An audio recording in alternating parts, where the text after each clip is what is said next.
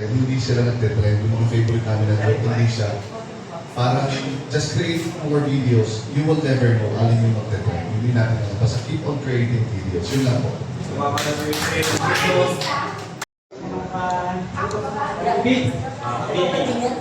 Kasama natin yung mga matangkin yung lago. Ay si Lito Aguilar, nag-discover ni San Pascual. Kaya din po ako nag-umpisa ng dahil dito si Sir Moyet, nabing nga lang sa live. Start din kami ng pandemic. Kami kasi mga member din ako ng team. Wedding professional event. Tapos, sa po yung mga presidente ng mga nasiti namin ng WKPC, Alabarzon Wedding Photographer. Tapos, Batangas Community. Parang siya PhD. Tuloy lang tayo. Sa tama yung sabi ni Sir Paul, try nyo kami YouTube. Sa akin, okay na din ang subscribe. Dahil din na Sir Paul. Salamat! Thank you. Magandang hapon sa ating lahat. Ako si Kapudon din Mortel. Kaya nag-start ako ng mag-vlog, pero wala ko talagang kaibigan sa pag-vlog. Nung nagsarado pang restaurant namin, may restaurant sa Kirin Plaza, sa may Paliokan. Ang boss ko po dati ay Australian. Tapos nagsarap ko ng time, sabi, nagdununod pa ako isang vlogger na sikat, na idol, na si Tony Fowler. Ay, kamukha ko. Yes!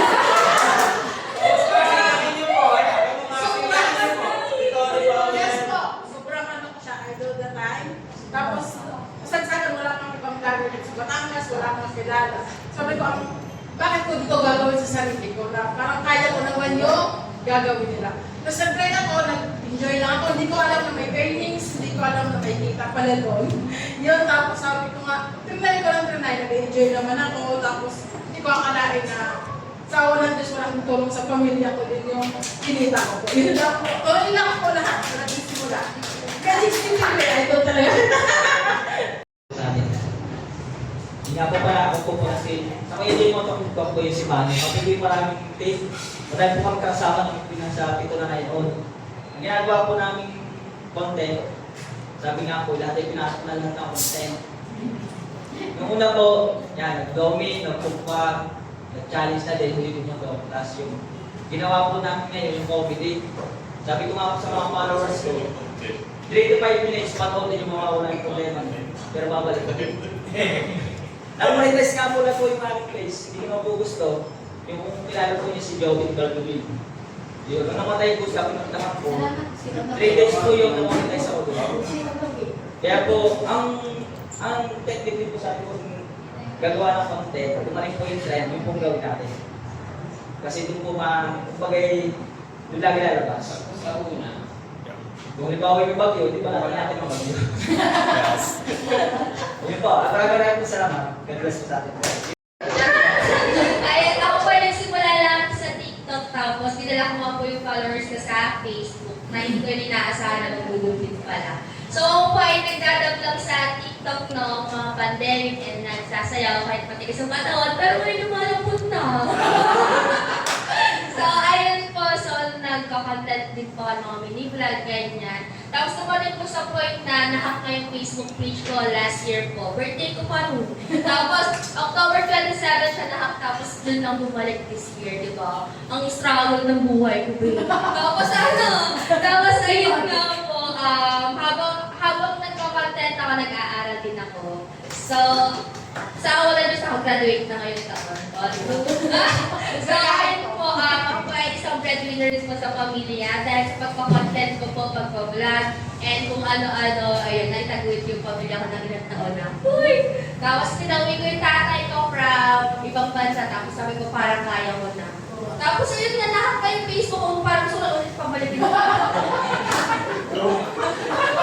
Tapos ayun po, ang dami kong natatanggap na collaboration, ganyan na nakakatuwa kasi parang hindi ko may naasahan na sisikat din pala ako, di ba? Kaya sa mga nagsisimula ako DNR, nasa kalagitnaan na ipagpatuloy niyo lang po at makakamit niyo yung tagumpay na hinahangad mo. Tapos, ayun po, ako po ngayon is nag-a-affiliate na sa TikTok kaya bumili ng sa akin yellow basket. Tik na yellow basket mga kante. So, thank you po.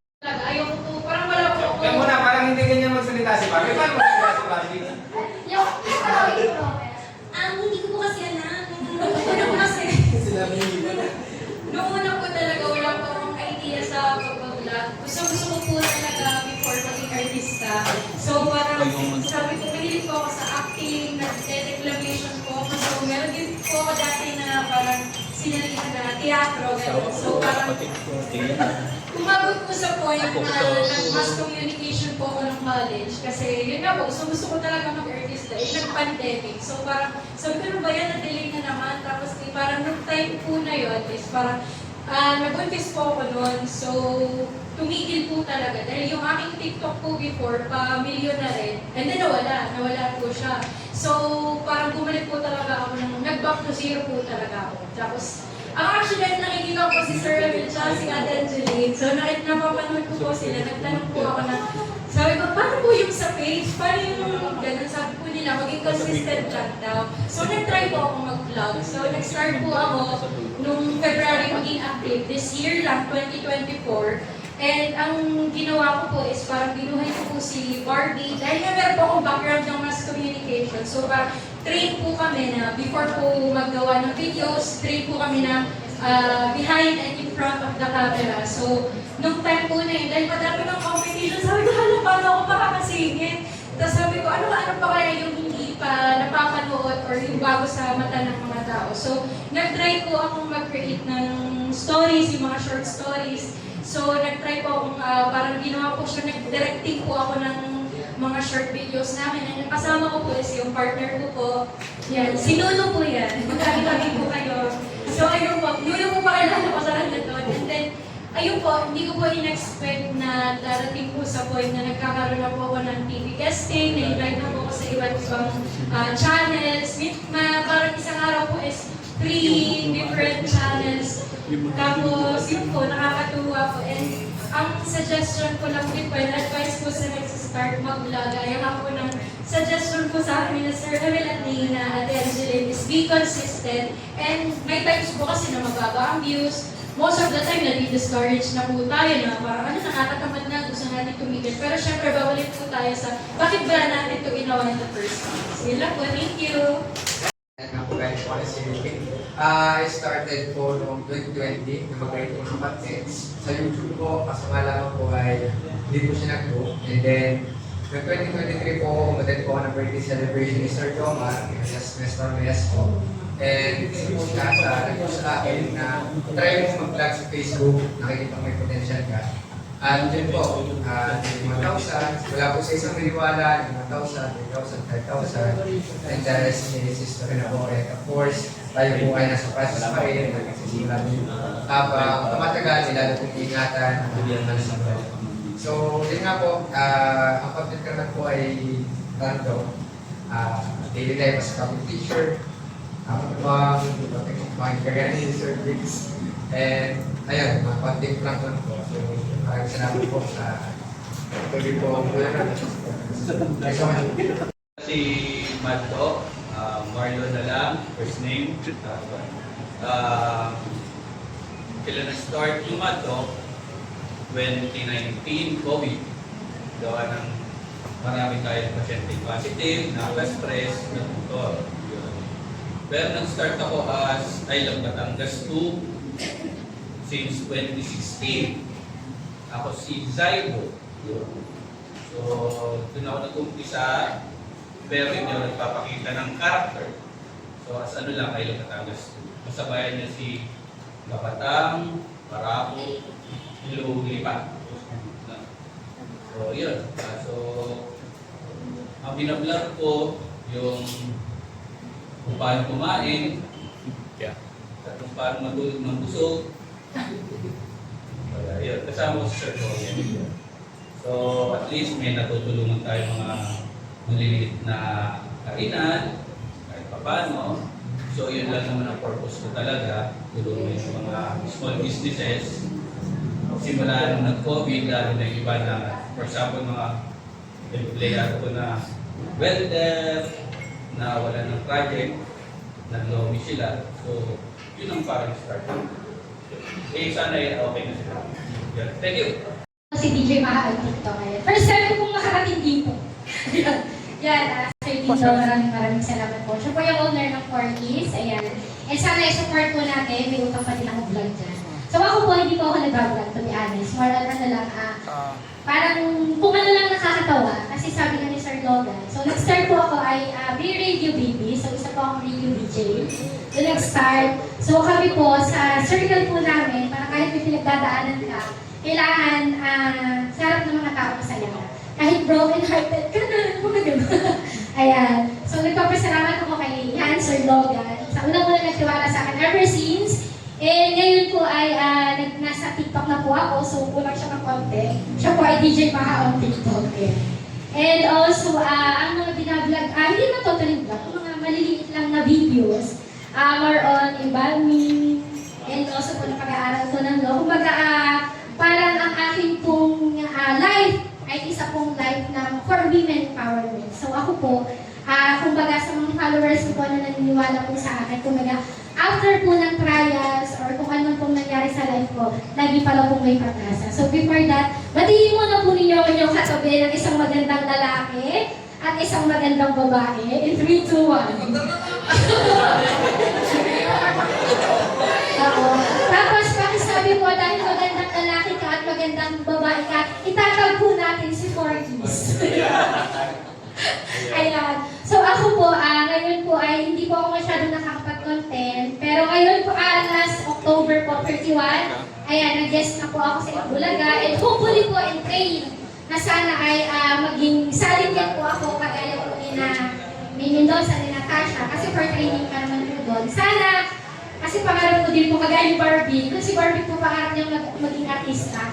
Ako po, ang pangarap ko talaga po ay maging news actor. Yun talaga yung pangarap ko. So, sana po ay maging ready lang po sa Itbulaga kasi hindi ko na po kayo papansin. Kasi daw, pag nandun ka na, hindi ka na dapat namamansin. Para joke lang yun. Ayun, sana po ay supportahan po natin ang isa't isa. Nagpapasalamat din po ako kay Sir Yan Goyen. Talagang nagkaroon ng isang ganitong event. Sana, mas marami pa po. And yan, enjoy lang po natin ang buong araw na ito. Si Konsehal Christopher Valmes ng Barangay Sampaga. Ako yung staff ni Konsehal Aileen Mercado. Sa kasamang father ko, namatay po kahapon ng 5 p.m. yung kanyang father-in-law, so hindi po siya nakapunta. At ako po sa Jaya kasama niya sa event nito. So, pinapunta po niya ako para i-minutes kung ano niya yung mapapag-usapan dito at sabihin ko sa kanya. Nagpadala po siya ng mga amazing cards para po ipamahagi sa mga naririto. Ito pong amazing cards ay hindi po. sa mga kainan na na-promote niyo sa Halay sa Batangas City. So mamaya po, mamimigay po. So good luck po sa ating lahat. Nice to meet you po. Lalo na sa mga kilala ko na si Sir Emil at si Adi Lihan. Nice to meet you. Salamat po. Ako nga pala po si Utoy, kung tawagin po. Ako po ay kating ni Kuya Motoclick. Sumama po ako noong 2023. June po yun. Tapos ako nga po ay habang tumatagal, nakikilala po ng mga maraming followers. Kaya po, gumawa din po ako ng aking page, Lalis. Sabi nga po, nakilala po sa page ko, kaya po medyo maganda-ganda din po yung page ko. Ilan ang followers mo kabayan? 180K na din po. Alas isang taon na po ako nag-vlog. Ay nga po, maraming salamat po sa inyo lahat. Kabado lang kaya. Thank you po. Sa ating lahat. Ako nga po pala si Rapis Pantero. Taga dyan lang ako sa Tingga. Nagsisimula pa lang din ako sa pagpa-vlog at nag-gold nga din ako. At tsaka nagpapasalamat din kay Sir Boyet na in-invite ako dito. Ako ay nagsisimula pa lang po sa pagpa-vlog sa Facebook. Sa YouTube po, nag-YouTube na rin po. Pero yun nga, hindi pa monetize. Pero sa process naman po, tuloy-tuloy na. At maraming salamat po sa mga nag-share kanina kasi sa amin po mga bagong vloggers, napakadami po namin natutunan sa inyo. Napulot namin. At yun lang po, maraming salamat. Yan ha, kung gusto nyo rin pala bumili ng pupusan, salamat po sa Porky's po, sa event. Yan lang po. Small computer lang ako. Bali, kilala ko po si Sir Logan at si Bibi Barman. Kasi naging trainee po ako ng DJ sa Bibi. Naging trainee po ako. Bali, ako sa pag-vlog po, dati talaga, hilig ko talaga mag-video ko. Tapos yung mga pinupuntahan ko namin, mga nagdadapin. Tapos hindi ko pa alam po dati na parang humingi na ako ng tubig ko. Na-monetize lang po ako sa August po. Tinuloy-tuloy ko lang po. Yung mga video po na upload ko, nag-share naman po siya na kung talagang hindi naman po ganita. Pero natutuwa po kasi ito ako sa mga views. Nagkakaroon po siya ng views. Yan, nagkakaroon po ng views na halimbawa mga 1K, 2K, 3K, natutuwa na po. Ang mga pinag-vlog ko po yung mga lugar po dito sa mga barangas po, yung mga mountain, basta mga pasyalan po. Bale sa mga yung mga pangbuloy po, mga bulugod baboy, na po kabawagan. Ben Marcelo de Castro. Yun lamang po, tsaka ilan po sa PNC, Maestro Reyes po, tapos si Stevie po. Yun po. Yun lamang po, maraming salamat po. Thank you. Hindi ko masabi yung sarili ko na vlogger dahil nakakasama nilang po ako. Tapos nung first year college po ako, nag-game vlog po si Mr. Fellow. Tapos last year, or this year, nung kami nag-defense, si Mr. Melo po yung naging panel namin sa thesis. Kaya pagkalala po Sir Melo, tapos si Sir Jason po, lagi yung pinapanood pag nag-mukbang. Tapos, yan si Barbie noon, lagi kami nag-aaway dahil ayaw ko isama niya ako sa video. Asa no choice. Eh ngayon, medyo nag-enjoy na rin ako kasi pagka sumasama ko sa kanya, marami rin ako nakikilala ng mga patuloy ng mga vloggers. Kaya ayun, tulad po ang sabi niya kanina, tuloy niyo lang po lahat ng ginagawa niyo at lahat po ito'y worth it. Mas matutuwa ka pag hinahatian ka na niya na Ano ko? Pangkalokohan namin sa sa Facebook. Tapos, meron din po kaming TikTok. Nakakaya pala dito. Pero ginagawa doon din na Hindi ako kami nahihiya, mga kabalas lang. Nagkakapalit yan. Ako, magkakapatid po kami. Tsaka nakakatuwa po kayo makita dito. Thank you pa. Thank you.